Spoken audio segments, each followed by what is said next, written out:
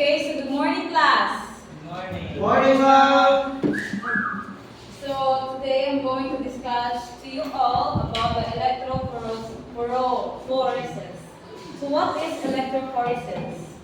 So electrophoresis is a movement of charged particles within the liquid medium that has a electric field. So more bitaw siya kuan kanang separation of kanang molecules within a molecules or separation of a substance within a molecules para ma-identify kung what is or unsa ang mga sulod ato nga naa sa substance. So that is the electrophoresis.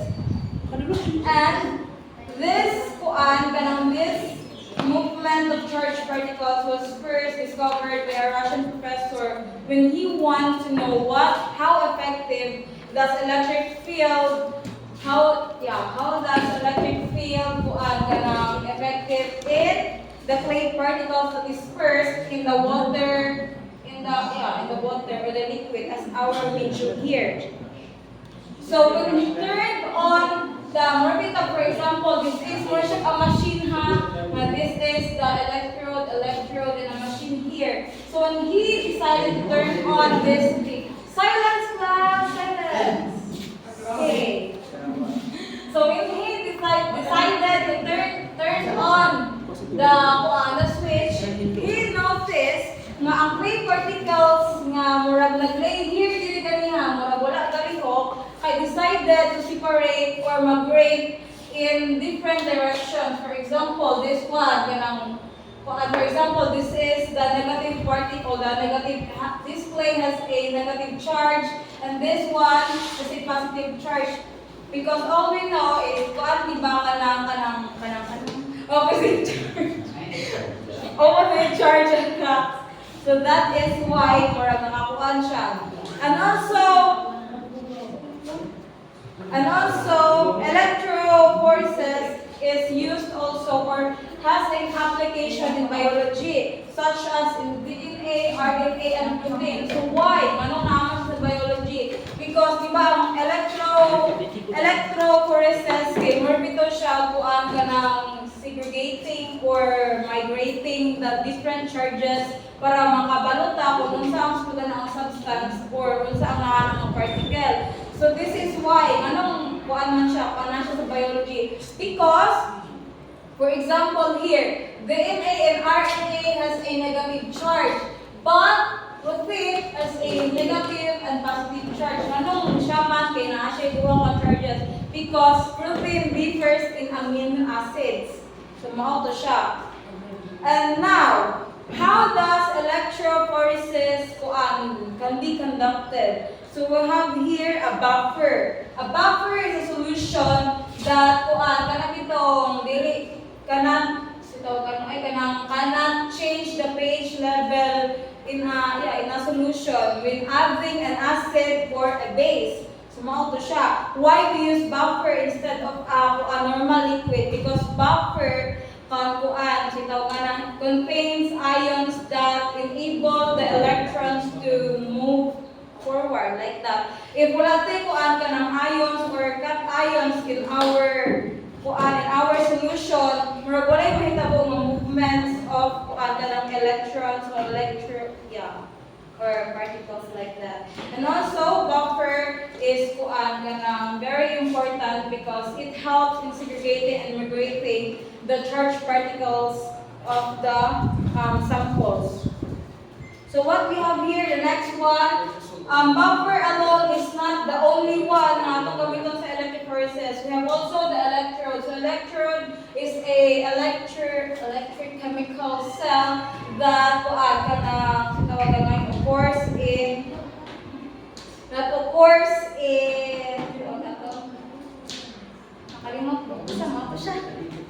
and the next one we have here. If we have the electrode here, also kanimurag wire diani nga palibot is the platinum wire na na-chip power supply na dili nato siya ma-turn on and turn off when we do our testing.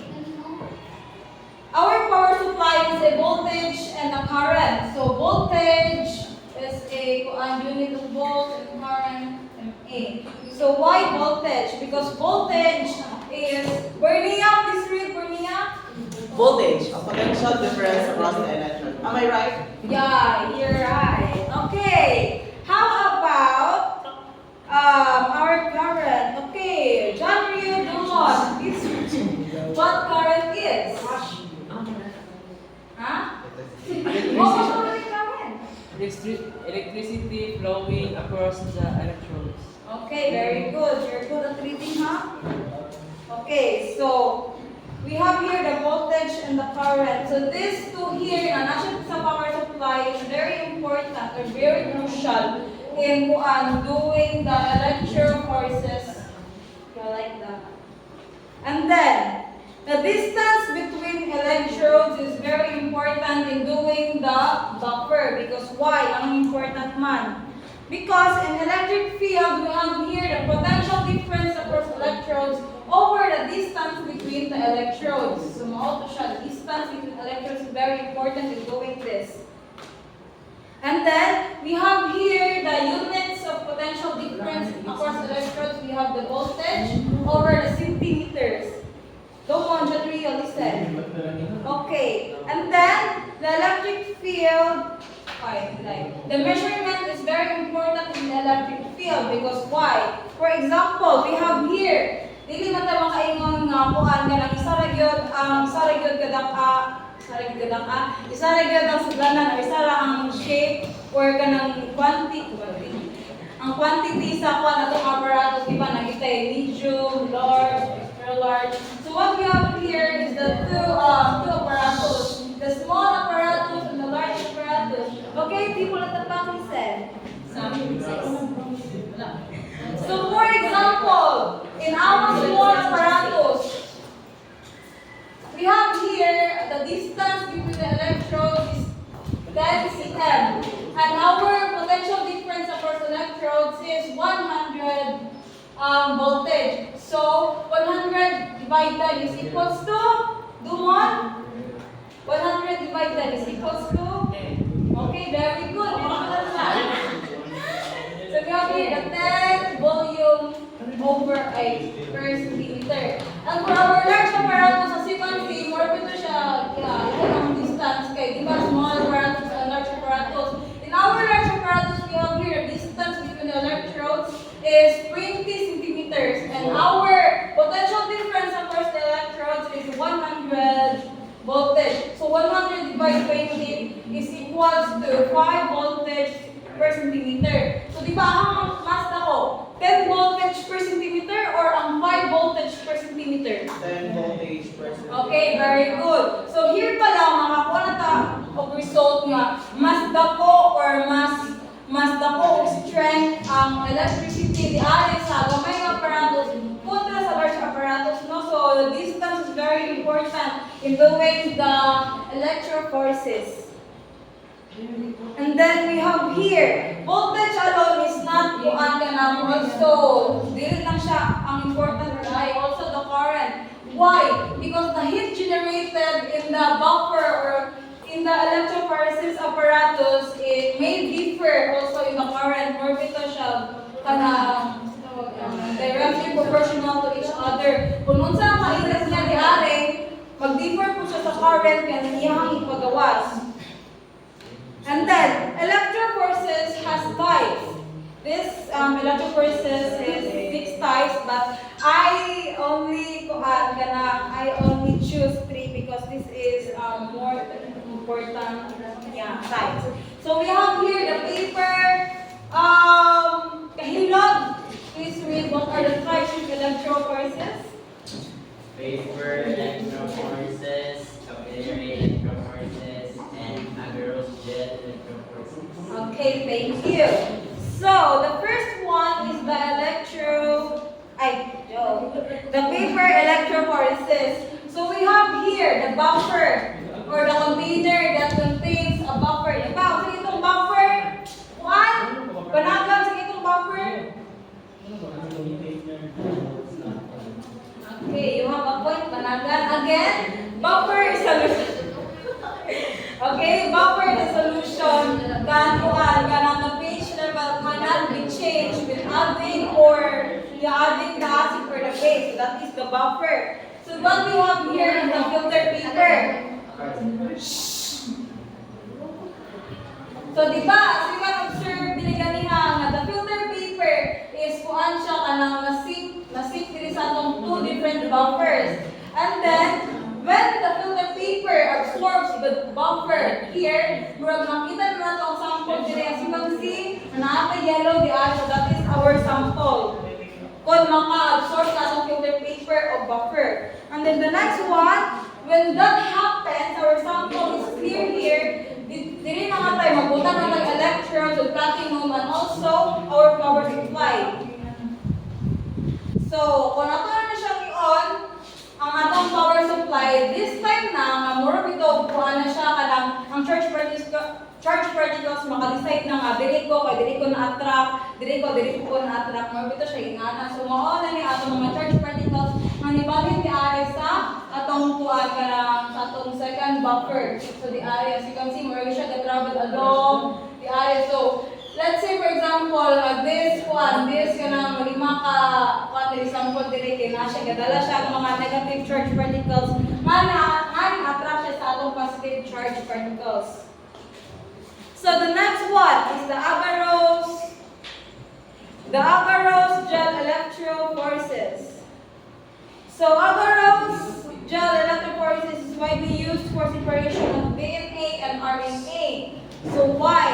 So as you can see, agarose gel electrophoresis is a wheels here. Mabito katong butangan sample wheels. That is Bornea.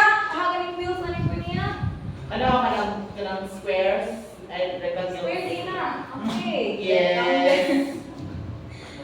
So our agarose gel electrophoresis is a kuan pod kanang bitong naka-determine siya nga dili ko nga part mag-negative o dili ko nga part positive. This is basically more na bito siya kitawag ano siya kanang dili na siya nakabutang. What do you call that? And then, as you can see, more bito siya the yellow here, more bito go down. It means that the negative electrode will go down to the positive electrode, or kanang the negative electrode or the negative particles will attract the positive particles here. And then, for example, here, as you can see, large pump fragments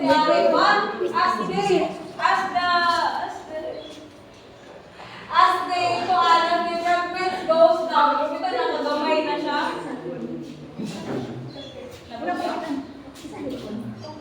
Hello. So, bago siya, ito ang agarose gel electrophoresis. And the next one, the important electrophoresis is the capillary electrophoresis. Okay, Sanjala, do you have any insight or knowledge about what capillary electrophoresis is? Okay, very good.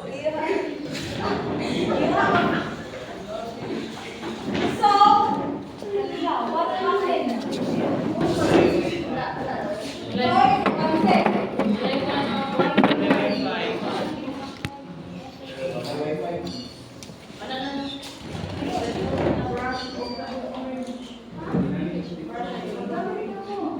I-cancel daw. Dapat mag-cancel.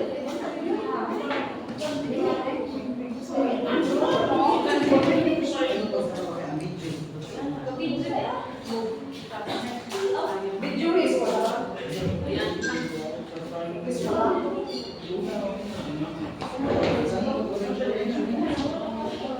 so this is our